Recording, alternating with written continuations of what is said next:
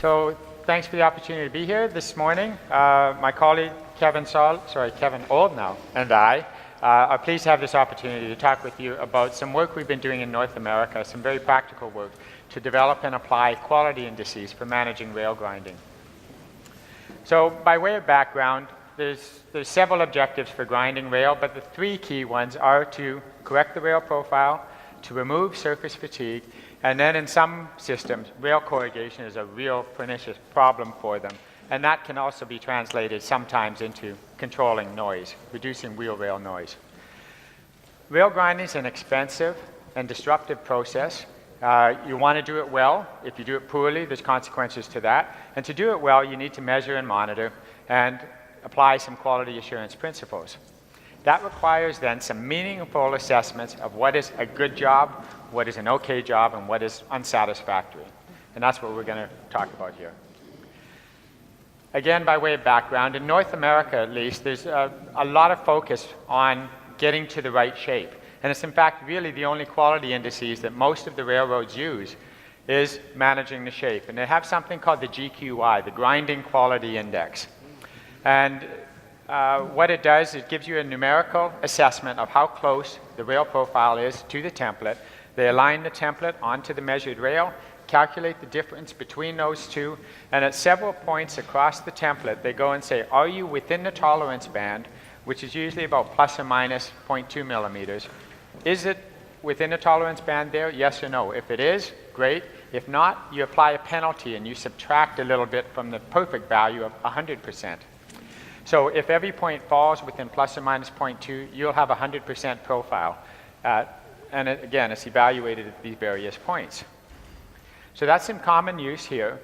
But that use of, they call it a grinding quality index, but we already said there's at least a couple of other factors you should be considering. Certainly rolling contact fatigue and also rail corrugation. So what we've done is we've renamed grinding quality index to profile quality index. So we're just going to use that term from now on.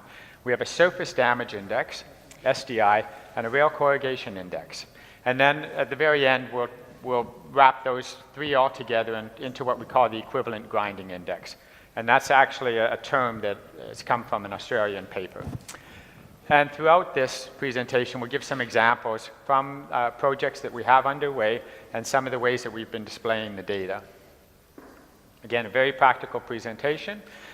This, for example, here is all of the PQI values calculated from optically measured rail profiles through an 8-degree, 200-meter radius curve, and that curve is a little over 1,000 feet long, about 350 meters long. So this is before grind, pre-grind, and this is post-grind. So before grinding, we've got values that range between 65% and 100% up here. And post-grind, we have values ranging between 75 and 100. So looking at that, you can see, boy, we did improve the shape quite a bit as a result of that rail grinding. Now, those kind of plots aren't really amenable to the documentation over long segments of track. So you could take, what they do right now is they take an average value. And so the pre-grind was about 90.4, the post-grind was 99. So clearly there's an improvement. That's the way that they kind of use it now. Should it be average? Is average the right thing to use? Should it be RMS? Should it be percentile? Should it be median? That's something that we still need to explore. What we are doing, though, for display purposes, which I'll show you later, is taking these values and binning them so that we can assign a color plot to it. We call this the strip bar plot. But so pre-grind, you'll see that in this case, taking that data, there's a lot of yellow, stuff that's somewhere between 75 and 90% quality. Post-grind, it's all towards the blue. Blue is good, red is bad. So that's one way of displaying some of the data that we have here. There's a number of questions that could be asked about that. I mentioned that one, should it be average, RMS, etc. What is the impact of the alignment algorithm you use? In the paper, these are talked about. I'll just summarize quickly here. The alignment algorithm doesn't seem to have too much of an effect if you're doing a high rail, the outside rail of the curve. But on tangent rails or low rails, it can have a huge effect, especially on a flat low rail. Exactly where the template is situated can make a big difference in the calculation. should we be using the average PQI value, so if we calculate it for every rail profile through that curve and take an average, or should we take an average profile and calculate one PQI value? There's an example in the paper, and it shows that it didn't actually make too much of a difference which one of those we chose. And also, should we segment the curve into smaller sections? If we've got a really long curve, and it's feasible maybe to grind the beginning of the curve differently than the middle of the curve than the end of the curve, is it worth tracking that? And there can be some fair differences, but from the grinding perspective, doesn't matter whether we're 75 or 86%, we know we're somewhere a fair bit below. And I think in practice, we would probably just stick to the average rather than trying to segment the curve. We need to look at more data for that, but that's where we're heading right now. But while that GQI, or the profile quality index, might be satisfactory for rail grinding purposes, really there's quite a tolerance on that band, plus or minus 0.2 millimeters. And those of you who do contact mechanics here know the Hertzian spring is 0.1, and you can get very different contact conditions within that tolerance band. So one way of looking at that is conformality, where in this case, we would, for this assessment on a high rail, you line the wheel up against the rail and decide, is it 1 point or 2 point? And is this gap here or this gap here really big, or is it really small? And that can give you a closely conformal 1 point contact or a non-conformal 1 point. Closely conformal 2 point. Conformal is what we consider to be a good, the best measure. So you can get some sort of variation, 6 combinations of closely conformal, conformal, or non-conformal, 1 point or 2 point. So that same curve that we processed, here's some examples of a non-conformal 1 point versus a non-conformal 2 point contact. So we went and took from that previous example through the curve a bunch of profiles that were all 100% PQI. And we lined them up under the wheel, and then we did that conformality analysis.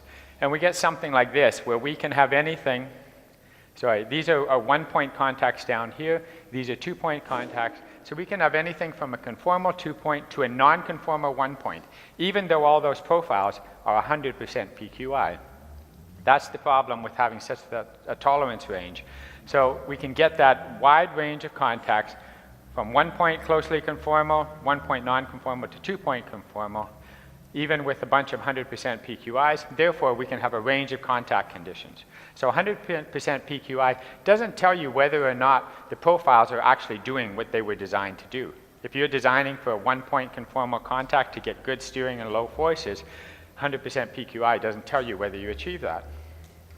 And just by example, we grabbed a couple of them, one being the 1 point contact, one being the 2 point contact, ran it through a model and calculated the forces. And as you'd expect, you get greater wear and lower contact stress here with the 2 point contact, and better steering, lower forces, and slightly lower contact stress here with the 1 point contact. And you can actually run that through the Vortex contact version of Kalker's contact, and do the numerical values. This is an elliptical model, but you see this is kind of the same story, that the contact stress is largely affected by the specifics of the geometry, and that 100% PQI simply doesn't tell you enough of the story.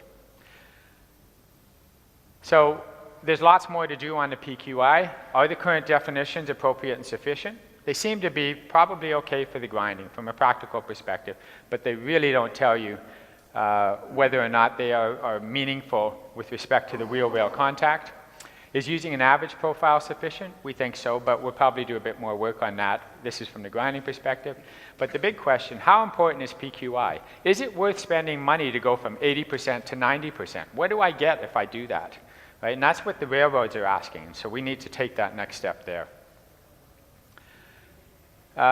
Rail corrugation index is another quality indice for managing rail, and this one is pretty simple to do if you've got the right tool. In this case, the corrugation analysis trolley is one, and it conveniently will dump for you already the block RMS value, which Stuart mentioned already in his presentation the other day.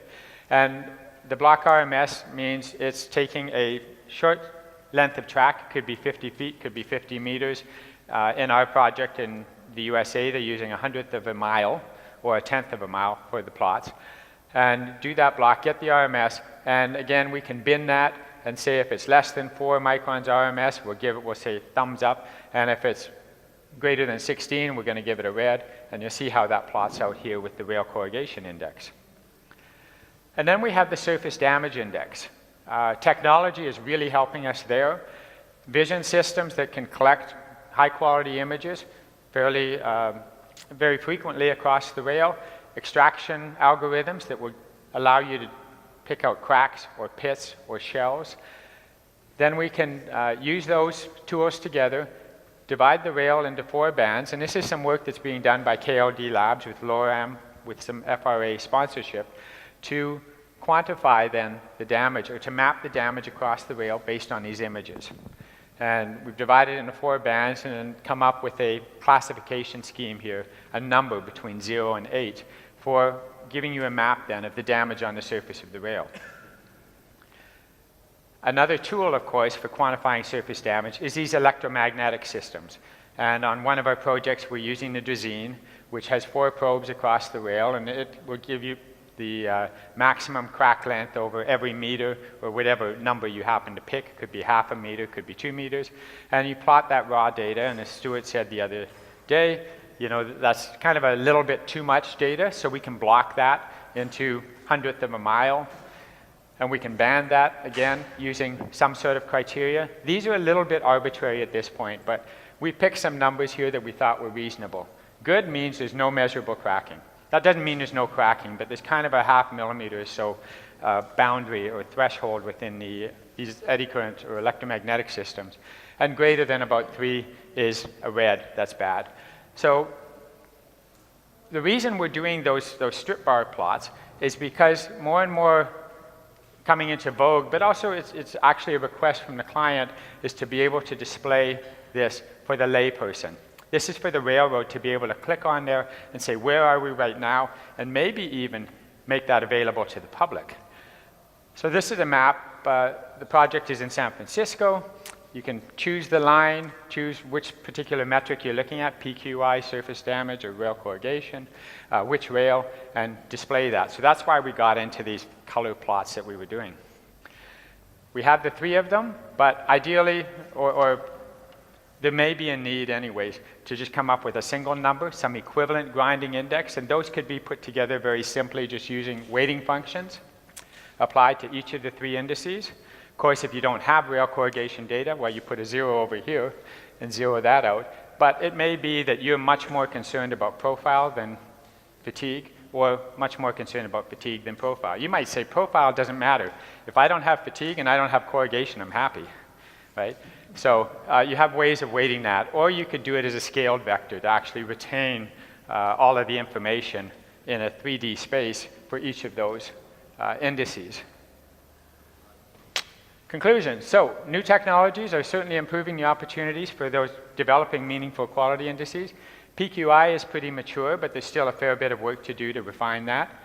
The surface damage index, again, technology is really helping out with that, but we need to it's important that we start to include that in a grinding program to manage risk associated with ultrasonic detection problems and broken rails. Rail corrugation index is especially important for some of the transit agencies, and we'll continue our work with the EGI to bring those together and help balance the trade-offs between those 3 different goals. So again, with my colleague Kevin Oldknow from Simon Fraser University, we thank you for your attention.